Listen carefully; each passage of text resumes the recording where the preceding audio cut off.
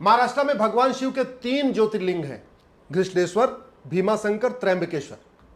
महाराष्ट्र में छत्रपति शिवाजी महाराज ने हिंदवी स्वराज की स्थापना किया था। महाराष्ट्र के नासिक में भगवान राम ने अपना आश्रम बनाया था और उस महाराष्ट्र में सरतन से जुदा के नारे लग रहे हैं। पहले सरतन से जुदा हो भी चुका है उमेश कोल्हे का। राजस्थान में खाटू श्याम मंदिर है, सालासर मंदिर है, मेहदीपुर बालाजी भगवान का मंदिर है, श्रीनाथ द्वारा है। राजस्थान में हमारे क्षत्रियों ने, हमारे पूर्वजों ने असंख्य बलिदान दिया था हिंदू धर्म की रक्षा के लिए। वहां भी सरतन से जुदा का नारा लग रहा है, सरतन से जुदा हो रहा है। पहले कन्हैयालाल का सरतन से जुदा हुआ, अब एक बच्चे को चाकू से गोद दिया, बुलडोजर चलाया गया। लेकिन सवाल यह है कि क्या बुलडोजर चलाने से पाक नापाक की सोच खत्म हो जाएगी? क्या बुलडोजर चलाने से काफिर वाली सोच खत्म हो जाएगी? क्या बुलडोजर चलाने से हराम और हलाल की सोच खत्म हो जाएगी? मेरा अपना मत है कि नहीं। अगर वास्तव में एक भारत श्रेष्ठ भारत बनाना है तो सबसे पहले शिक्षा का भारतीकरण करना होगा। एक भारत तब बनेगा जब भारत में एक शिक्षा होगी, और श्रेष्ठ भारत तब बनेगा जब भारत की शिक्षा सर्वोत्तम शिक्षा होगी। जब तक ये 1929 का अंग्रेजों द्वारा शुरू किया गया सीबीएसई बोर्ड चल रहा है, जब तक 1958 का आईसीएसई बोर्ड चल रहा है जो नेहरू ने शुरू किया था, जब तक भारत में मदरसे चलेंगे, जब तक भारत में मिशनरी स्कूल चलेंगे, जब तक भारत में मैकाले शिक्षा रहेगी, तब तक एक भारत श्रेष्ठ भारत बनाना मुश्किल ही नहीं, नामुमकिन है। अगर वास्तव में हम चाहते हैं एक भारत श्रेष्ठ भारत बने तो सबसे पहले भारत में शिक्षा का भारतीकरण करना होगा। वन नेशन वन सिलेबस लागू करना होगा, वन नेशन वन करिकुलम लागू करना होगा, one nation one education board बनाना होगा। अगर भारत की सभी रेलगाड़ियां एक रेलवे बोर्ड से चल सकती हैं जिसका हेडक्वार्टर दिल्ली में है, तो भारत के सभी स्कूल एक एजुकेशन बोर्ड से नहीं चल सकते क्या? ये दिल्ली में उसका हेडक्वार्टर हो? ये क्यों चाहिए? आज की डेट में भारत में 65 एजुकेशन बोर्ड चल रहे हैं। सीबीएसई अलग चल रहा है, आईसीएसई अलग चल रहा है, ऐसे ही सभी राज्यों के अपने अलग अलग चल रहे हैं, ओपन स्कूल का अलग बोर्ड चल रहे हैं। कुल मिला के 65 एजुकेशन बोर्ड चल रहे हैं। क्यों चाहिए 65? इनको मर्ज करके one nation one education board बनाया जा सकता है।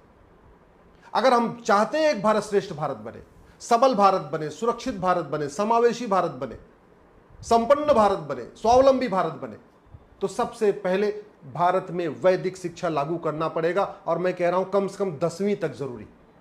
ये वर्तमान जो एजुकेशन का सिस्टम है ये भारत को बर्बाद कर देगा। अगर भारत को बचाना है, भारत की संस्कृति को बचाना है, हिंदू जैन बौद्ध सिख को बचाना है, भारत की परंपराओं को बचाना है, तो सबसे पहले 555 मॉडल एजुकेशन सिस्टम लागू करना पड़ेगा। 555 का मतलब 5 साल का प्राइमरी, 5 साल का सेकेंडरी और 5 साल का ग्रेजुएशन, और 10वीं तक सबके लिए कॉमन सिलेबस, कॉमन करिकुलम। 10वीं के बाद जिसको जो पढ़ना है पढ़े, लेकिन 10वीं तक सबके लिए समान शिक्षा होनी चाहिए। 10वीं तक कोई विदेशी किताब नहीं होनी चाहिए, 10वीं तक कोई विदेशी इतिहास नहीं होना चाहिए, 10वीं तक कोई विदेशी भाषा नहीं होनी चाहिए, 10वीं तक कोई विदेशी सोच नहीं होनी चाहिए, 10वीं तक धार्मिक शिक्षा होनी चाहिए।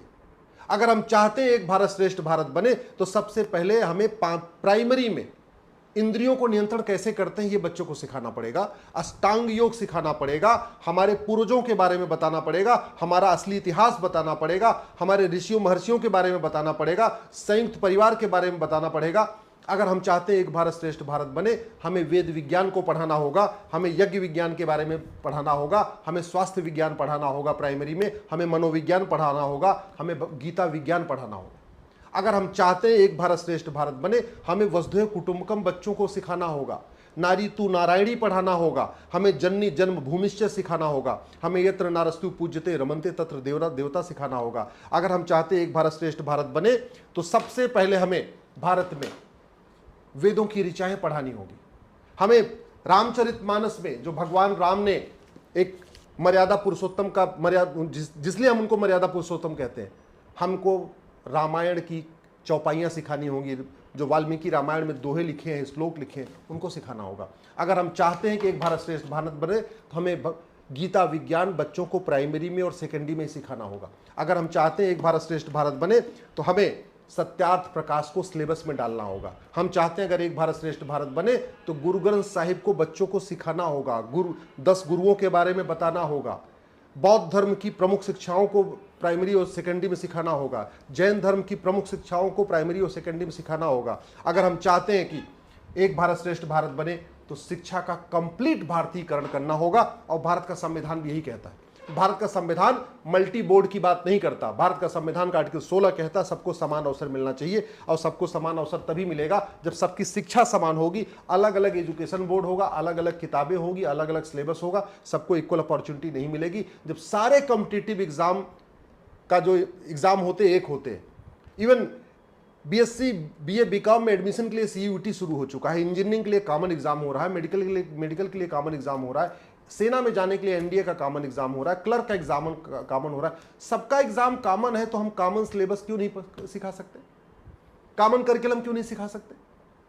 क्यों हम ऐसी चीजें सिखा रहे हैं जो पूछी नहीं जाती एग्जाम में, और जो पूछी जाती इसको हम स्कूलों में नहीं पढ़ा रहे? क्यों हमने कोचिंग माफियाओं के दबाव में पूरे सिस्टम को बर्बाद कर रखा है? क्यों हमने एजुकेशन माफियाओं के दबाव में, कोचिंग माफियाओं के दबाव में और किताब माफियाओं के दबाव में पूरे एजुकेशन सिस्टम को हमने बर्बाद कर रखा है? भाई एजुकेशन माफिया यही चाहते हैं अलग अलग बोर्ड हो, उनकी अपनी मोनोपोली चलती रहे। किताब माफिया चाहते हैं अलग अलग किताबें हैं, उनकी मोनोपोली चलती रहे। कोचिंग माफिया चाहते हैं कि जो एग्जाम में पूछा जाए वो पढ़ाया ना जाए, और जो पढ़ाया जाए ना पूछा जाए, और यही हो रहा है। तो एक तरीके से आज का एजुकेशन सिस्टम पूरी तरीके से कोचिंग माफिया, स्कूल माफिया और किताब माफियाओं ने हाईजैक कर रखा है। ऐसे लग रहा है कि चाहे वो केंद्र का शिक्षा मंत्रालय है, चाहे राज्य का शिक्षा मंत्रालय है, ये coaching mafia, school mafia, education mafia और किताब माफिया चला रहे हैं। जो पढ़ाना चाहिए वो नहीं पढ़ाया जा रहा है, जो नहीं पढ़ाना चाहिए वो पढ़ाया जा रहा है। अगर वास्तव में हम चाहते हैं कि भारत में एक समावेशी भारत बने, सब मिलजुल के रहें, नफरत किसी से कोई ना करे, सब एक दूसरे से प्रेम से रहें, तो याद रखिएगा आपको ये जो मदरसा है ना, इसको बंद करना पड़ेगा। मदरसों को बंद किए बिना आप भारत में नफरत बंद नहीं कर सकते। जहां मदरसा है वहां नफरत है। आप उदाहरण से देख लीजिए, जब तक गंधार में गुरुकुल शिक्षा गुरुकुल थे तब तक वो शांत समृद्ध खुशहाल था। जैसे वहां मदरसे आए वो कंधार बन गया, अशांत है। जब तक कुंभा वहां पे वैदिक स्कूल थे, गुरुकुल थे, शांत समृद्ध खुशहाल था। जैसे वहां मदरसे आए वो काबुल बन गया, अशांत है। पर्शिया शांत समृद्ध खुशहाल था, मदरसे खुल गए, ईरान बन गया, अब अशांत है। कैके शांत समृद्ध खुशहाल था जब तक वहां गुरुकुल था, उसके बाद वहां मदरसे खुले, वो पेशावर बन गया, अशांत है। बालीख में जब तक वैदिक शिक्षा व्यवस्था थी शांत समृद्ध खुशहाल था, जैसे वहां मदरसे खुले वो अशांत हो गया। कंबोज शांत समृद्ध खुशहाल था, मदरसे खुल गए, वो बदक्सा बन गया, अशांत है। सुवास्तु वैदिक स्कूल थे, गुरुकुल थे, शांत समृद्ध खुशहाल था, जैसे वहां पे मदरसे बने स्वात घाटी बन गया, अब अशांत है। तक्षशिला दुनिया का सबसे बड़ा एजुकेशन सेंटर, वहाँ पे गुरुकुल शिक्षा व्यवस्था होती थी, तक्षशिला यूनिवर्सिटी थी, जब तक वहाँ पे वैदिक शिक्षा व्यवस्था थी शांत समृद्ध खुशहाल था। उसके बाद जैसे ही वहाँ पे मदरसे खुले रावलपिंडी बन गया, अशांत है। मदरसों के कारण तुर्की अशांत है, मदरसों के कारण यमन अशांत है, मदरसों के कारण कांगो अशांत है, मदरसों के कारण ईरान अशांत है, मदरसों के कारण इराक अशांत है, मदरसों के कारण सूडान अशांत है, मदरसों के कारण इजिप्ट अशांत है, मदरसों के कारण सीरिया अशांत है, मदरसों के कारण बांग्लादेश अशांत है, मदरसों के कारण फिलीपींस अशांत है, मदरसों के कारण सोमालिया अशांत है, मदरसों के कारण पाकिस्तान अशांत है, मदरसों के कारण नाइजीरिया अशांत है, मदरसों के कारण तजाकिस्तान अशांत है, मदरसों के कारण अफगानिस्तान अशांत है। और इन देशों में जितने मदरसे हैं उससे ज़्यादा मदरसे भारत में हैं। तो आप खुद सोच सकते हैं कि भारत 20 से 25 साल के बाद भारत की क्या स्थिति होने वाली है।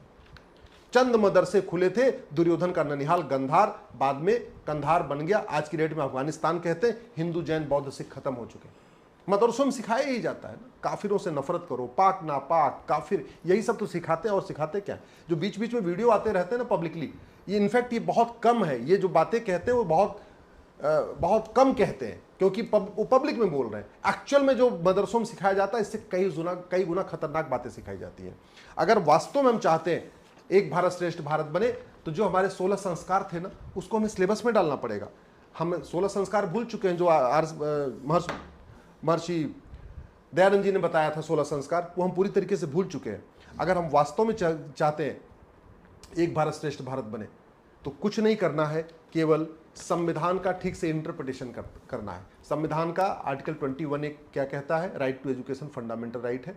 केवल इसमें 6 से 14 साल तक है, इसको 2 साल बढ़ाना है, 6 से 16 करना है। यानी अभी पहली से 8वीं तक right to education fundamental right है, इसको पहली से 10वीं तक कर देना है, 16 साल तक कर देना है right to education fundamental right.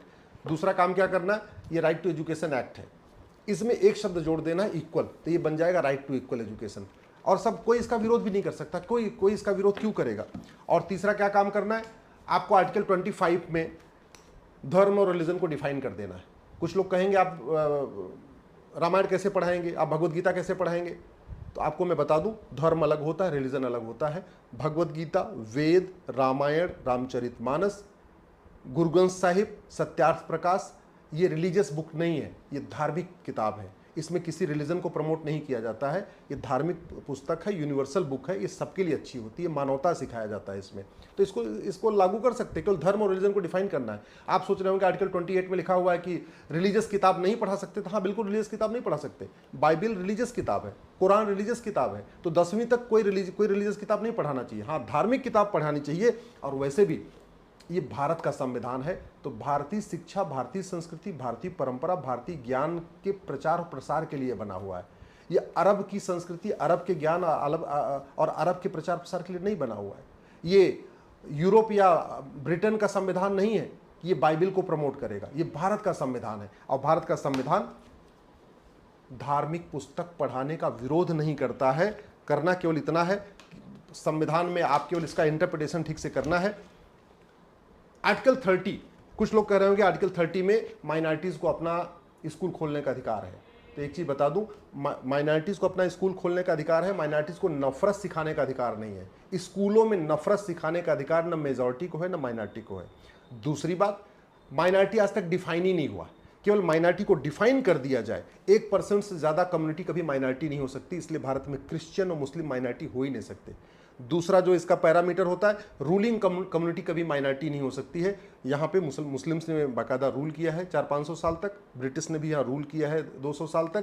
तो इसके हिसाब से भी न मुस्लिम माइनॉरिटी हो सकते हैं, न ब्रिटिश माइनॉरिटी, न क्रिश्चियन माइनॉरिटी हो सकते हैं। तीसरा जो पैरामीटर है, एनी ग्रुप और community which is socially, economically, politically non dominant and inferior in population, उसके हिसाब से न क्रिश्चियन यहाँ पे माइनॉरिटी हो सकते हैं, न यहाँ पे मुस्लिम माइनॉरिटी हो सकते हैं। तो आप ये भी नहीं कह सकते कि नहीं, उनको अपना पढ़ाने का अधिकार है। दूसरा, पढ़ाने का अधिकार, राइट टू एजुकेशन में नफरत नहीं होता, राइट टू टीच हेट नहीं है, राइट टू टीच लव होता है, प्यार सिखाया जाता है, नफरत नहीं है। इसलिए जो किताबें केवल रिलीजन को बढ़ाती हैं, रिलीजन को प्रमोट करती हैं, और जहां दूसरों के प्रति नफरत सिखाया जा रहा हो, भारत का संविधान उसको पढ़ाने की इजाज़त नहीं देता। भारत का संविधान तो इनफैक्ट उनको नागरिकता का भी अधिकार नहीं देता, लेकिन सरकारों की मर्जी से चल रहा है। मैं आप लोगों से निवेदन कर रहा हूँ, इस वीडियो को अधिक से अधिक शेयर करिए। भारत को बचाना है, भारत की संस्कृति को बचाना है, समान शिक्षा लागू करने की मांग करिए। याद रखिएगा, अफगानिस्तान में ख़त्म हो चुके हैं, पाकिस्तान में ख़त्म हो चुके हैं, बांग्लादेश में कुछ दिन के अंदर ख़त्म हो जाएंगे। भारत के 9 राज्यों से ख़त्म हो चुके हैं, 800 जिलों में से 200 जिलों में ख़त्म हो चुके हैं, 6000 तहसीलों में से 1500 तहसीलों में ख़त्म हो चुके हैं। 25 साल पुरानी कोई भी वोटर लिस्ट उठा के देख लीजिए क्या सिचुएशन है। ऐसा कोई राज्य नहीं है जहां घुसपैठ नहीं हो रही है, ऐसा कोई राज्य नहीं है जहां धर्मांतरण नहीं हो रहा है, ऐसा कोई राज्य नहीं है जहां नफरत नहीं हो रही है, ऐसा कोई राज्य नहीं है जहां पाक नापाक नहीं सिखाया जा रहा है। ये बहुत ही खतरनाक है। केवल बुलडोजर चलाना इसका समाधान नहीं है। शिक्षा का भारतीकरण जरूरी है। जैसे एक 1 नेशन 1 रेलवे बोर्ड है, ऐसे 1 नेशन 1 एजुकेशन बोर्ड होना चाहिए। जैसे 1 नेशन 1 टैक्स है, ऐसे 1 नेशन 1 सिलेबस होना चाहिए। बस समान शिक्षा लागू हो जाए, भारत की 50% समस्याओं का समाधान हो जाएगा।